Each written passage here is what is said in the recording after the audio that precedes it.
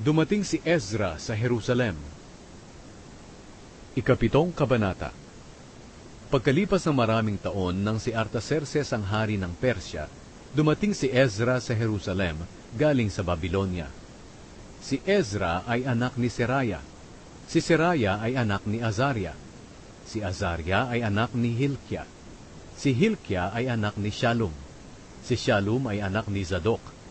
Si Zadok ay anak ni Ahitub. Si Ahitub ay anak ni Amaria. Si Amaria ay anak ni Azariah. Si Azariah ay anak ni Merayot. Si Merayot ay anak ni Zerahia. Si Zerahia ay anak ni Uzi. Si Uzi ay anak ni Buki. Si Buki ay anak ni Abishua. Si Abishua ay anak ni Finehas. Si Finehas ay anak ni Eleazar. Si Eleazar ay anak ni Aaron na punong pari. Si Ezra ay isang tagapagturo na lubos ang kaalaman sa kasulatan na ibinigay kay Moises ng Panginoon, ang Diyos ng Israel. Ibinigay ng hari ang lahat ng hiniling niya dahil tinutulungan siya ng Panginoon na kanyang Diyos. May sumama ring mga Israelita sa kanya nang bumalik siya sa Jerusalem noong 7 taon ng paghahari ni Artaxerxes. Kabilang sa mga sumama ay ang mga pari, mga Levita, mga awit, mga gwardya ng pintuan ng templo, at mga utusan sa templo. Umalis si Ezra sa Babylonia ng unang araw ng unang buwan, at sa tulong ng Diyos, nakarating siya sa Jerusalem ng unang araw ng 5 buwan, ng 7 taon ng paghahari ni Artaxerxes. Tinulungan siya ng Diyos dahil itinalagan niya ang sarili niya sa pag-aaral at pagtupad ng kautusan ng Panginoon, at sa pagtuturo ng mga tuntunin at mga utos nito sa mga Israelita. Ang sulat ni Artaxerxes kay Ezra. Ito ang nilalaman ng sulat na ibinigay ni Haring Artaxerxes kay Ezra, na pari at tagapagturo, na lubos na nakakaalam ng mga utos at mga tuntunin na ibinigay ng Panginoon sa mga taga-Israel. Ako si Haring Artaxerxes, ang hari ng mga hari. Nangungumusta ako sa iyo, Ezra, na pari at tagapagturo ng kautusan ng Diyos ng Kalangitan.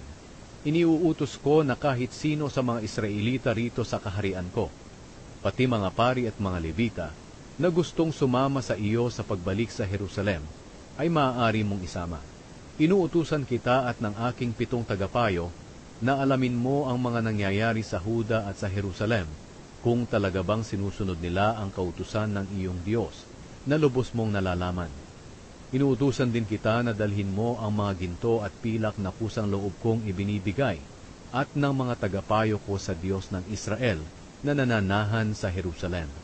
Dalhin mo rin ang lahat ng pilak at ginto na matatanggap mo galing sa lalawigan ng Babylonia, pati na rin ang mga kusang loob na tulong ng mga mamamayan ng Israel at ng mga pari nila para sa templo ng kanilang Diyos sa Jerusalem.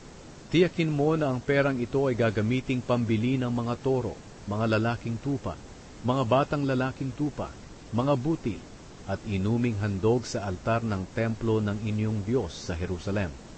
Ang matitirang ginto at pilak ay pwede niyong gamitin ng mga kababayan mo sa kahit anong gusto nyo, ayon sa kalooban ng Diyos. Ngunit ang mga kagamitang ipinagkatiwala sa iyo na gagamitin sa paglilingkod sa templo ng iyong Diyos, ay ibigay mong lahat sa Diyos ng Jerusalem. Kung may iba ka pang kailangan para sa templo, kumuha ka lang ng panggasto sa pondo ng kaharian. Ako si Haring Artaxerxes, ang nag-uutos sa lahat ng ingat yaman ng lalawigan sa kanluran ng Euphrates, na ibigay niyo ang anumang hilingin sa inyo ni Ezra na pari at tagapagturo ng kautusan ng Diyos ng Kalangitan. Bigyan niyo siya hanggang 3,500 kilong pilak, 300 sakong trigo, 550 galong alak, 550 galong langis ng olibo, at kahit gaano kadaming asin na kinakailangan. Ibigay niyo rin ang lahat ng kinakailangan sa templo ayon sa iniutos ng Diyos ng Kalangitan, sapagkat kung hindi magagalit siya sa kaharian ko at sa mga anak ko. Ipinapaalam din namin sa inyo na huwag ninyong pagbayarin ng buwis at ng iba pang bayarin ng mga pari, mga Levita, mga musikero, mga gwardya ng mga pintuan ng templo, mga utusan sa templo, at iba pang nagtatrabaho sa templo ng Diyos.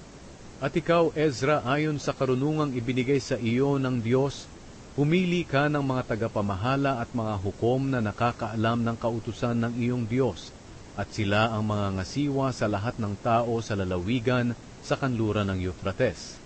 At ang mga tao na hindi nakakaalam ng kautusan ay turuan mo. Sino mang hindi tumupad sa kautusan ng iyong Diyos o kaya'y sa kautusan ng hari ay parurusahan ng kamatayan, o paaalisin sa lugar niya, o kukunin ang ari-arian niya, o ikukulong siya.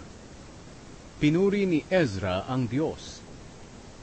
Sinabi ni Ezra, "Purihin ang Panginoon, ang Diyos ng mga ninuno natin, na humipo ng puso ng hari, na parangalan niya ang templo ng Panginoon sa Jerusalem. Dahil sa kabutihan sa akin ng Panginoon, mabuti ang pagtrato sa akin ng hari at ng mga tagapayo niya, at pati na ng lahat ng makapangyarihan niyang opisyal. At dahil nga tinutulungan ako ng Panginoon na aking Diyos, nagkaroon ako ng lakas ng loob para tipunin ang mga pinuno ng Israel, para sumama sa akin sa Jerusalem."